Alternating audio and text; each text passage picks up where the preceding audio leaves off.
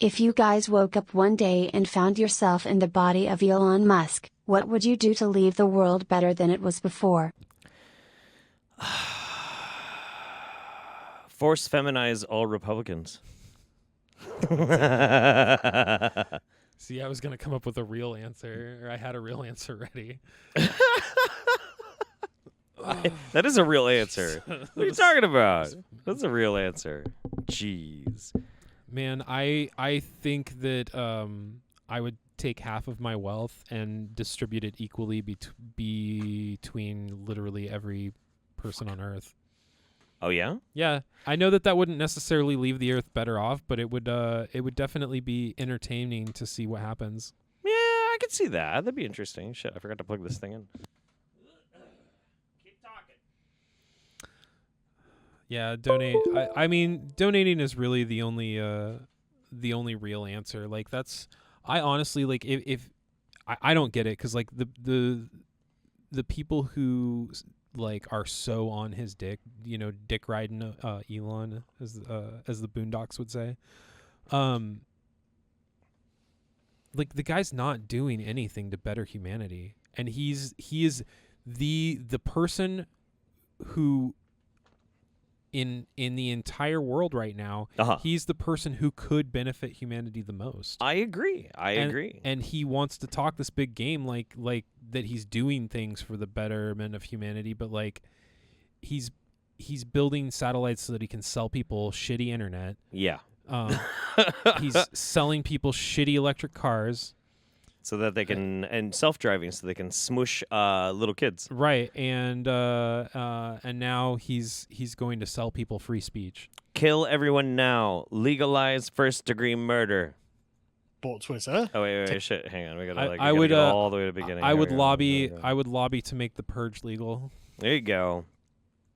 Let's talk about the God Emperor of Twitter. I am, of course, referring to Elon Musk, who has bought Twitter, taken it over, and now is remaking it in his own image, apparently. And that's good news for anyone who actually has a sense of humor, because Elon Musk likes his memes. Yep, he likes his memes. I can't hear it that well. Oh, you can't hear it? Oh, yeah, you're not wearing your head cans. I guess I should get some. They're right there. Oh, my God. I didn't know that you actually geez. got some for me. You said... Oh, my God. Oh, my God. Oh, they're right there. So unprofessional. Yeah, my bad. Oh, and you put your shoes on them. Oh, my God, your stanky shoes. I'm just trying to challenge you this morning, man. I guess. Jesus Christ. All right, this might make it a little better. So anyway, yeah, sure, Elon likes his memes, except when they're at his expense, which is why he's booting people. Don't post pictures of his hair plugs. Yeah, or him with Ghislaine Maxwell. Seriously, if you have a Twitter, you should post both of those pictures right now. Yes, agreed. God, I'm having so many technical malfunctions. This is going to be such a shitty video. It's all right. Keep watching. Support us. Actually, you don't have to support us to do this one. You can just watch this for free. Harry and I did a book club on The Righteous Mind by Jonathan Haidt. Oh. This is a book I've read many times and cite often because it's very conservative, really. I'm not going to beat around the bush. It really is. And it does a very good job of pointing out why the left are deranged lunatics, because actually instead of having a full moral experience in their life, they have a very narrow moral experience and don't understand what most people consider to be right and wrong. Yeah, Sargon has this. He's abandoned pretty much every conviction he ever had, and now it's all about morality, moral righteousness. Moral righteousness. Nice. He looks like a morally righteous man. Yeah, sure. God damn it. Which is one of the reasons why they can never explain what conservatives actually think morality is. But that's free on the website for the next week, I think it is. So go watch that. It's really good. So let's begin with Elon Musk's first day changes. Walks in and is like, right, things are going to change around here. You're going to, instead of the Twitter sign-up page being the default of what you get when you go to Twitter, he just changed it to the trending tab, which actually is a good idea. Who is this twat? Okay, there. I was about to say, who's this twat on the left that just sits there and doesn't say anything, but now he's about to speak? So when Sargon got demonetized from all of his YouTube channels, he started up the podcast of the Lotus Eaters. And what it is him and a bunch of foppish British twinks that like to talk about degeneracy and the evils of the left. And I'm pretty sure he's butt-fucking all of them. I'm pretty sure. Jesus. Pretty sure. Let's go. The change. Well, They think here in the Verge, inside old Twitter, such a decision would have been fought over between teams for weeks, but this was the new Twitter. As the former executive told me, that's definitely one way to make it clear that you're in charge now. So essentially, he's just bypassing all of the internal structures of Twitter that would have argued over this and bickered and blah, blah, blah. And what's interesting about this, though, is like one of Elon's favorite Twitter accounts is the Babylon Bee. He loves the Babylon Bee, which is also known as shitty right-wing onion. You know, like it's the most unfunny garbage on the planet. They got they didn't get suspended. Basically they had to delete a tweet. One of their super transphobic tweets. It was fucking dumb, and it was about that general. I can't remember what her name is. She's like a general that like works for the fucking government and shit. And they were like, "No, we're not deleting the tweet." Like everybody has to delete fucking tweets, and so they self-impose like fuck themselves over. Yeah, I remember some controversy about them not deleting a tweet, but like that's pretty much all that I remember about it. Yeah, and so but Elon comes in. And he can just like make this broad change to the front page, but then he chose not to just let the Babylon Bee back on, which has people very confused, and they're not really quite sure what to think about that. It's interesting. I don't know. There's more going on behind the scenes with the whole Elon thing than most of us are privy to, for sure. All power in Twitter has been centralized into me because I've purchased the entire platform. I've made it private. No one owns any shares in it now, or almost no one. We'll get to that in a second. And I've dissolved the entire board of directors. Right, so it's symbolic more than it is functional. Well, yes, but it's also functional. It's also kind of like Palpatine, you know, like at the beginning of A New Hope. Palpatine, they're like the Emperor has dissolved the Senate and shit like that. This is the echoes are interesting here. So you know, in Fallout, when you go to different bunkers, yeah, how it's like different social experiments and stuff. Yeah, that's almost what this shit reminds me of, man. Yeah, I guess I could see that for sure. This is like some Vault Tech shit going on. Yeah. Because if you think about it, if you want people to sign up to the platform, why do you just have it as a blank sign-up screen? Yeah, true. You're showcasing exactly what kind of experience they're going to get. Exactly. Exactly. You know, Elon's actually saying, Overseer Musk. we can give them the most popular content on the platform, and that will encourage people to sign up, which it probably will. He does need to change the trending tab though, because it's always BuzzFeed, BBC articles bumped to the top. Sometimes it was today. Yeah, sometimes it is. It's not always that way. But if you get to the next one, as I said, he's dissolved the entire Twitter board, which is hilarious. Made himself the sole director in a recent filing, which means that's it. It's just Elon Musk calling the shots in perpetuity, it seems. Yet he's still not making some of the choices that these guys really want to make. I feel like this is just going to be a big Elon dick sucking video. That's what it's feeling like. So, you listen to them sometimes too, but anytime, especially if I'm in Portland, I try to catch Markley, Van Camp, and Robbins.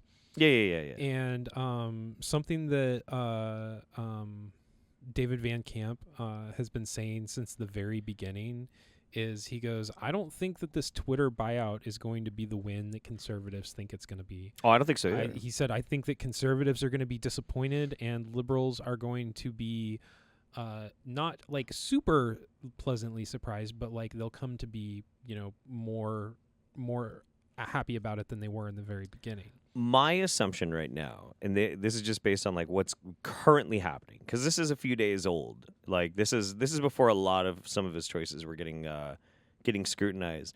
My assumption, because he's already talking about having to put all of Twitter behind a paywall, is that Elon is realizing how much Twitter does not make money.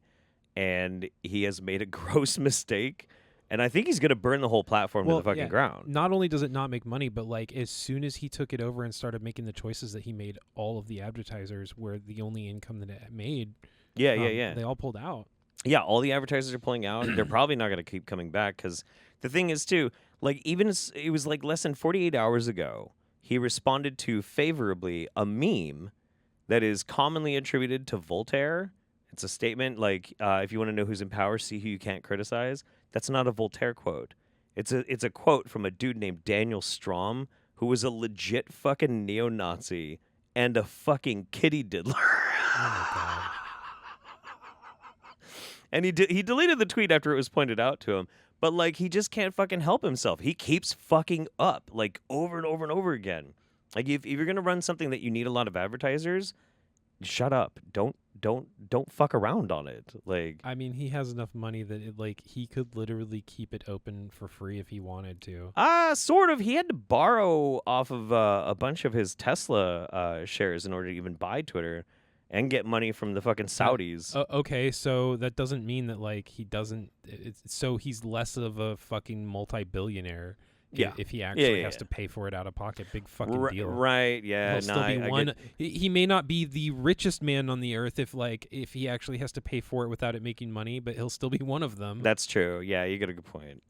Except for one person. One person has apparently retained a stake in Twitter, which is Jack Dorsey. I think I can guess as to why. Go on. I think they're going to make a federated system. That's how he's going to get Trump back on the platform. So it means that if you're banned on someone's Twitter node network, you have your own connected website that can't be deplatformed by central Twitter, and so you can still be accessible to people on the platform. That's why he wants to make that all in one app. Yeah, What? Jack Dorsey has been saying... I have no idea what the fuck he's talking about. What the fuck does that even mean? That's really strange. I guess he's talking. I guess he was about to say something about Jack Dorsey is making some sort of decentralized website or something. I'm not sure. Let's see. Hang on. saying things like this for quite some time, and he in fact admitted that centralizing this was a mistake. Yeah, he wants a blockchain social media platform. Yes, but also, I mean, it seems that Jack Dorsey and Elon Musk, are friends, and they do seem rather cut from the same cloth, don't they? The sort of nerdy tech bros who want to do interesting things, and so that's interesting. Not really. Jack Dorsey actually is like a computer engineer, and Elon is not at all. He does not have an engineering degree. He does not have an engineering degree. He's not an inventor. No, he's a fucking rich kid from He's a publicist. Yeah, basically. Yeah. They want to make Twitter decentralized like Mastodon or something, but I don't think that's necessarily even going to help anyway, because the simple fact of the matter is all of this runs off of money, and if you can't get the advertisers to stick around with it, then what the fuck are you going to do? Random guy, I appreciate the Arrested Development reference there. Oh, yeah. Daddy always has that emerald money. No, he says in the words of Joe Bluth, I've made a huge mistake. Oh, yeah. Okay. Yes. That's my I've favorite long Arrested Development quote. Yeah. That I think Jack Dorsey was kind of being held hostage, actually. So anyway, the poor billionaire. Twitter somehow think they're going to be able to get Elon to do what they want, though, and they sent him this email, which is, "Hey Elon, you've got a 30-day, you've got a course to do within 30 days to teach you how to manage Twitter and become a Twitter manager. This is a mandatory course, Right. which is mildly hilarious." Actually, I kind of think that is kind of funny. I think it's probably a mass email that goes out to new hires, but I think that it was sent to Elon Musk. I think that it was a nod. Yeah. That wasn't an actual whatever. Whatever. How old is Turtleneck? He looks like he's just legal to drink. To me, he's legal enough for Sargon to fuck. He looks like he's somewhere between 19 and 57. Who had the balls to send him that? I don't know, but if I were Elon, 19 I'd find out to and get 30, just fired. 39. Just on the spot, just be like, right, you're gone. Bye. So people are like, okay, Elon walks in a couple of days ago and he's like, right, starts messing around, and people are like, well, what's going on? What's the most messed up thing at Twitter right now? And Elon's response is, there seems to be 10 people managing for every one person coding. Did he find them all in the free breakfast bar area, or the yoga rooms, or the... Doubtless. What I love about this is that Elon is basically exposing Twitter to capitalism. Because obviously before, Twitter is going to have various, should we call them angel investors, who are going... Noted communist corporation Twitter.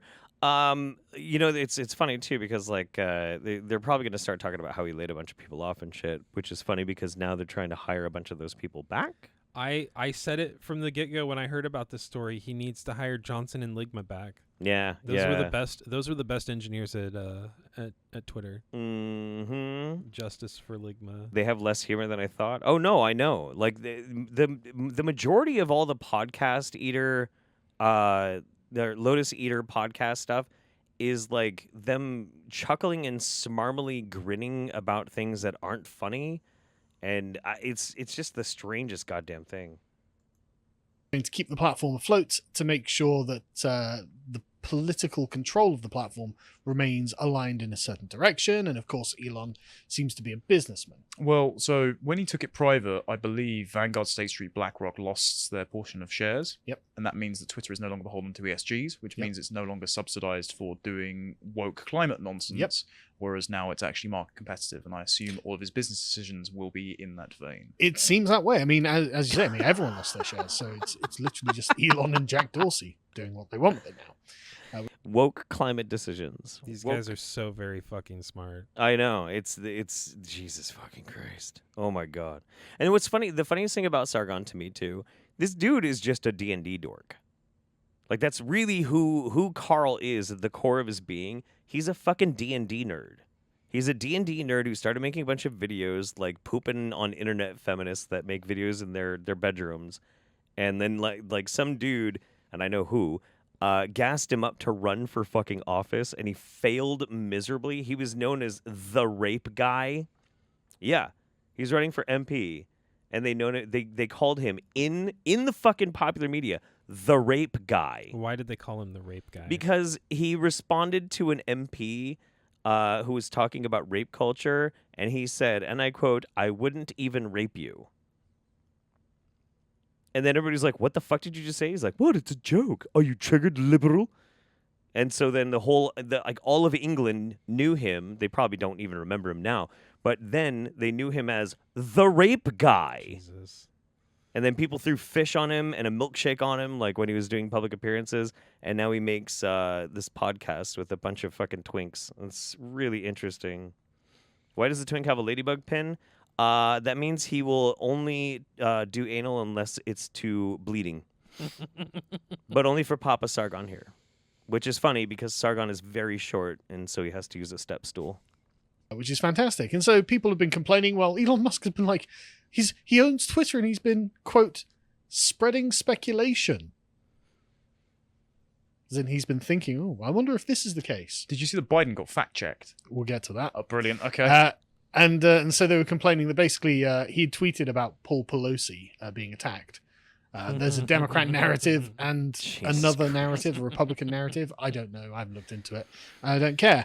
But He may have been Pause- either his pause drug it for a dealer or a gay second. prostitute. yeah, exactly. So when Paul Pelosi was attacked, I told Jeff that he needed to come out with this skit Oh, no. Go ahead. that had two guys that were, one was clearly Paul Pelosi and the other was David DePepe, and they were portrayed as lovers, and to do it in the style of like a movie trailer, like a suspense trailer, Mm-hmm. and have Nancy Pelosi be all pissed off about his latest DUI, and she was like, "That's it, your lover's going down," and like make him take the fall so that like, they could swing the midterms in the Democrats' favor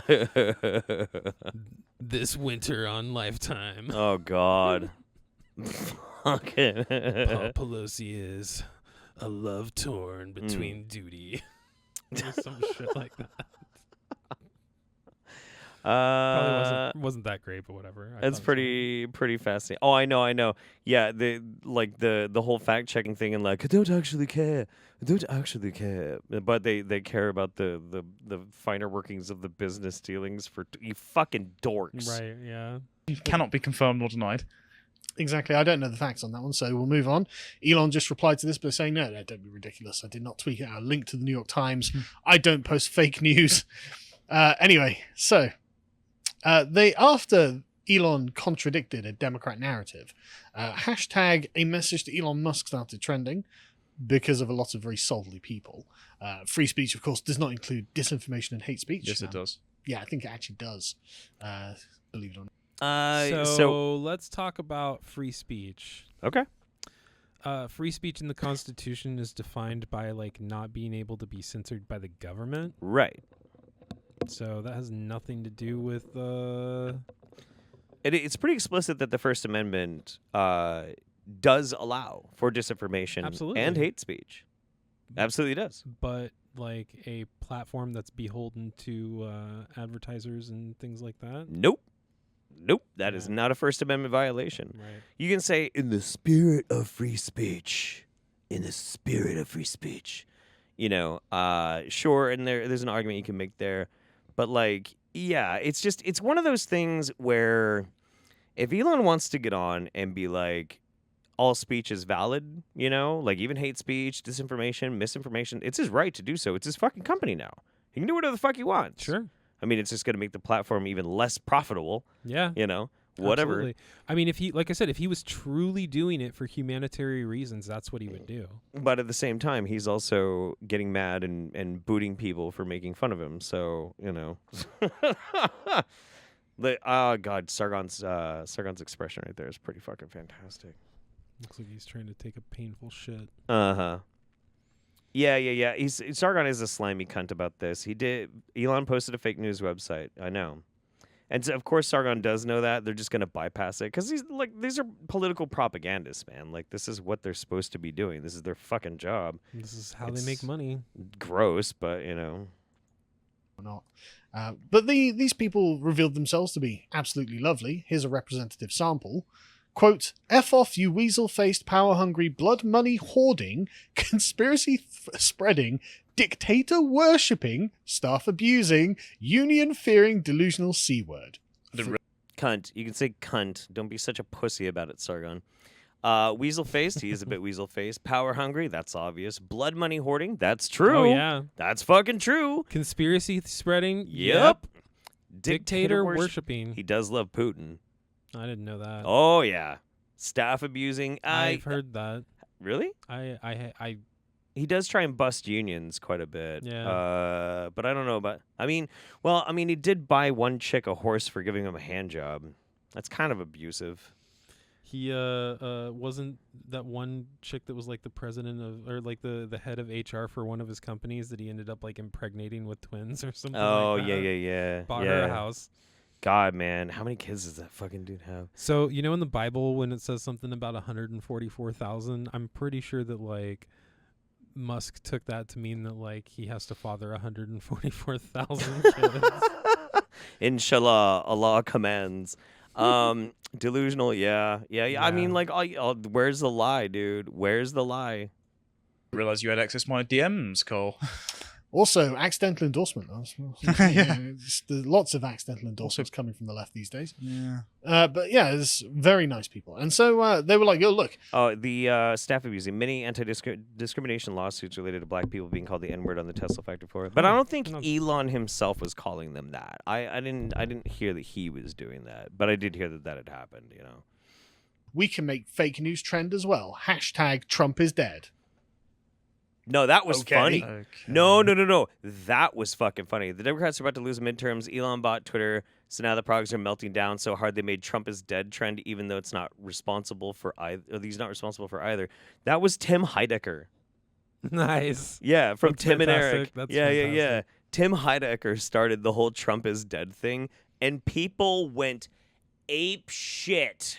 People got so fucking mad about it. He's not fucking dead. And they're like, that's what our reports are saying. And it was directly in response to Elon spreading a bunch of fake news. If it's good for the goose, it's good for the fucking gander, man. But listen to these fucking dorks talk about it.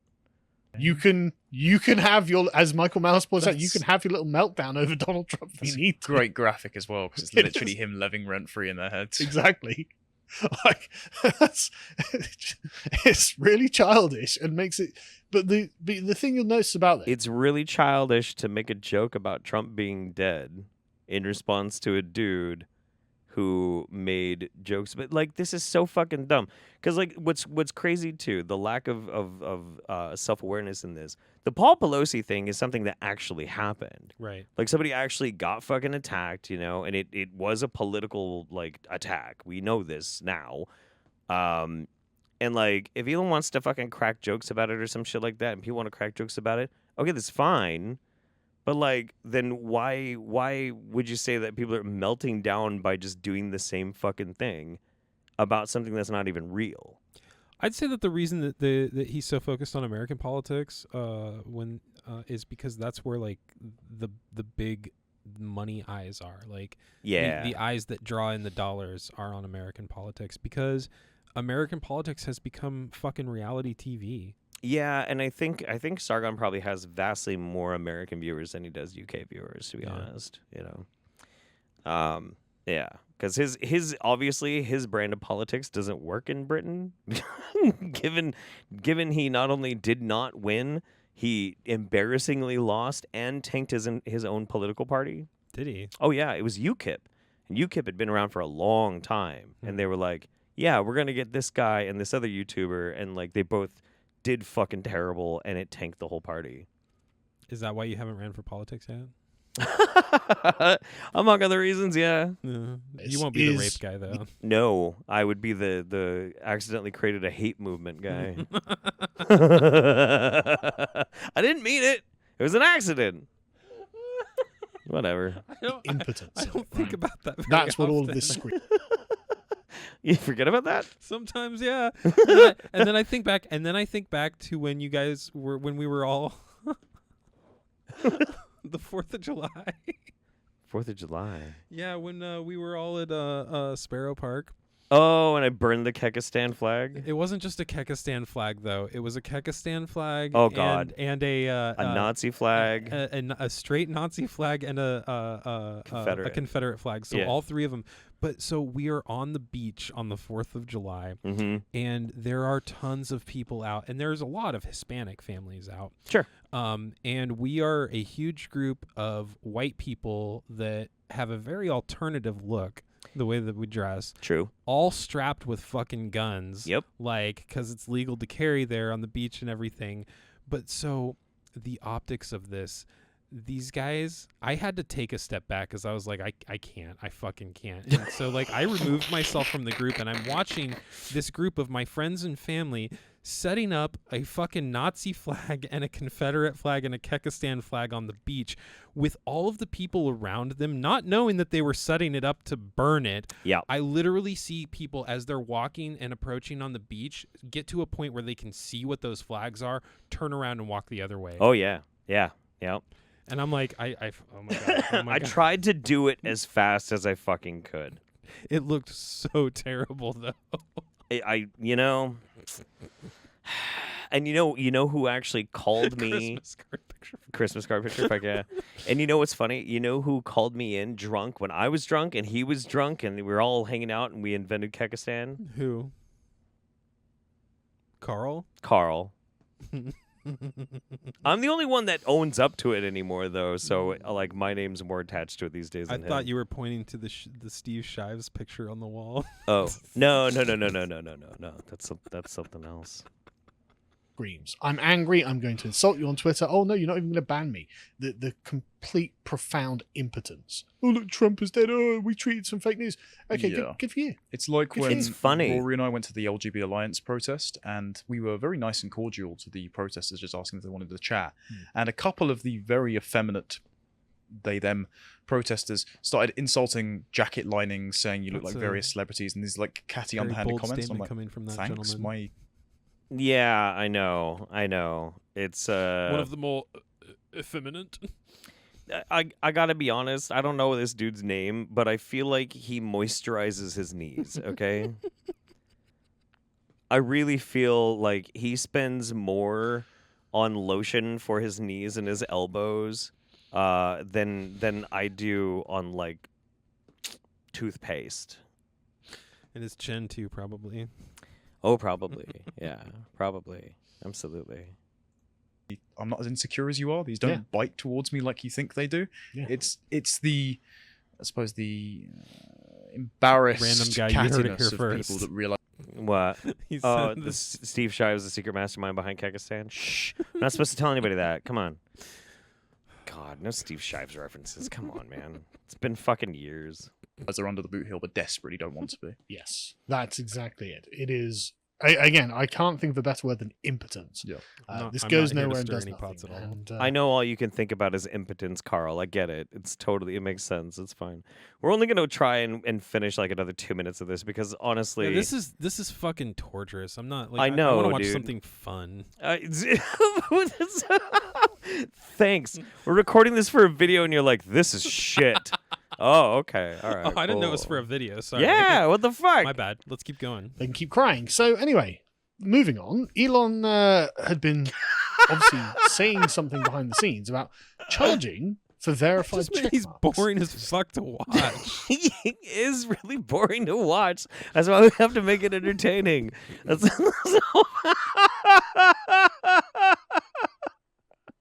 At least they're going to be entertained by the story of the beach. Right? Those burning light symbols and shit. Oh man, Whatever, fuck it. good times. Their idiot tax. Yes, literally an idiot tax. Twitter is strongly considering making verified users pay $4.99 a month to keep their badges. Many questions remain, and this was a few days ago. And then you had people like Hank Green come out and saying, "Oh, the hilarious thing is, I'm a current Twitter Blue subscriber, and I'll need to unsubscribe if they make verification conditional on having a Twitter Blue subscription because paying for a check mark is 100% cringe." Oh, and It is 100% fucking cringe to pay for a check mark. The whole point of the check mark was to verify that you were in fact the person that you are. If anybody can get a goddamn check mark, all it is basically flashing a "I suck Elon Musk dick" badge. Well, back in the day, I remember like right when I joined Twitter, Mm-hmm. I could have still been verified as myself. Yeah. And they changed it literally like right after that to where it's only like certain people and stuff like that. But it Right. could be, it used to be that anybody could get verified and get a blue check mark. Yeah. But I mean, like, it hasn't been that way in over 10 years or something like that. It's been I think a long it was time. like 2018 is what I want to say that was. No. Because I tried to get verified when I thought I was like a big time e-celeb back in like 2016, early 2016, and it did not work. No, I don't know. So it must have been a while ago. Yeah, I don't know. and having a check mark That's in this day and The age. only reason why they're saying this is that this is bad is because they hate Hank Green, and I don't even like Hank Green. I mean, I think the YouTube stuff that he does is extremely valuable, but him as a person, I don't fucking like him, and I think he's right. You know, isn't cringe, yeah, as part of the media apparatus who have been ordained as the aristocracy of the platform. That's the point, isn't it? Yeah. It's like, hang on a second. Why, if the blue check mark is not a mark of status, Hank, why do you care? You They already sound pay like, for Twitter Blue. They right? sound like, as you said, with the resentfulness of being rejected, they sound Yeah. like Syndrome from The Incredibles. Yes. I'm going to make everyone super, and then no one will be. Yeah. I'm going to take away the power of it. But that's the thing. Like, Hank, What? you already pay for Twitter Blue. So what difference does I it make don't if it know. becomes conditional? Oh, it's cringe. Why? Because suddenly the verified check mark won't be a badge of status and honor anymore. Hmm.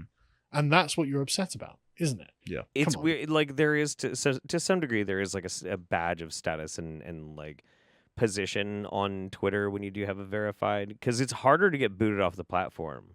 Like the auto algorithm or whatever that will catch you if you like say the right kind of code words and shit will not trigger if you have a blue check mark. Like that's been proven. So like I get kind of that aspect, but again, like trying to poise this all as like there's this aristocracy of like people on Twitter about it, and it doesn't make any fucking sense because there are people that are verified from all walks of life, from all over the Sure. fucking world. Yeah, absolutely. You know, this is all just simply an us versus them thing because they don't like Hank Green and they want to suck Elon's dick. That's been a big, huge problem is that like people are deciding how they feel on this based on who they follow, not like how they actually maybe really feel. Right. No, and that's pretty much like the sum and majority of, like, we don't have to keep watching this, but that is actually something interesting to talk about, is because one of the points of the second channel that I do is making fun of exactly that, because that's what it is. It comes down to like this really strange tribalism. Yes. That is absolutely bizarre. Like, I disagree with right-wing grifters all the fucking time. And so there have been times when people have tried to, like, lump me in with things like BreadTube or progressive YouTube. And I'm like, no. Aren't you one of the Young Turks? Like, none of those people fucking like me because of Kekistan and, like, other reasons and shit. But also because I just don't give a fuck. I don't talk to any of these people. Nobody's funding me. I'm not getting any of this kind of shit. I don't give a fuck. I disagree inherently with this notion of tribalism, but even more so, I disagree with the right-wing YouTube machine because I understand the machine behind it and the money behind it. Well, my biggest thing is when you break it down, tribalism, like the people who subscribe to tribalism are easily manipulated. Yes. And it's very easy to disguise that manipulation as tribalism to get them to follow you. Absolutely. And Absolutely. that's literally the biggest problem is if you don't think for yourself, it's very easy to look past what a rational person would say as like something as an atrocity or like something is not morally acceptable because my team says it's okay, so it's okay. Right. Like a really good example, back in the day, around 2016, 2017, there was a group of people on YouTube known as the Skeptics. He was one, I was one, people, like a bunch of people were, even sort of the Quartering, sort of, but like a bunch of people were. Lauren Chen was, Chris Raygun, like a bunch of people. And there is this very distinct split that happened, and you can see exactly when it happened if you look at their content, where people who were like, this is going a stupid, fucked up direction, I want out, stopped participating. So me, Chris Raygun, some black guy, the people that were bigger into it, like Bunty King, et cetera, like a bunch of other people, even Armored Skeptic and Shu, to mostly the same degree. Yeah, Shu. I'd say Shu definitely jumped off of it too.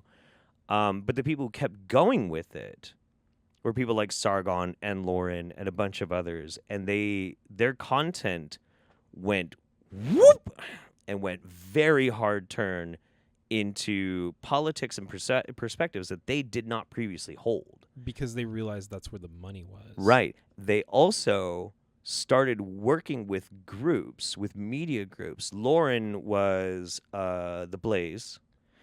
Carl started working with Steve fucking Bannon. No shit. And then a bunch of these like politically minded action groups and organizations and Tommy Robinson and shit like that in the UK. And all that's the change that happened was the people that went fucking hard right and started getting like huge amounts of production quality and suddenly a huge amount of influx of like followers and things like that all got corporate sponsors. And all the people who didn't do it, they didn't get that. Yeah, you can I mean, you can tell. It's crazy. And it's all a distinct attempt to market and monetize a very firm type of tribalism. And it's fucking nuts. It's absolutely fucking crazy. And it's kind of depressing because like there's nothing like that on the other side except for TYT, really. And fuck TYT anyway. Right. So, Yeah, no. It's weird. My my far right buddy who ended up dying in Texas, he used to call him Chunk Yogurt. he hated the Young Turks so much. I never even heard that one before. Fucking Chunk Yogurt, man. Chunk Yogurt. Yeah.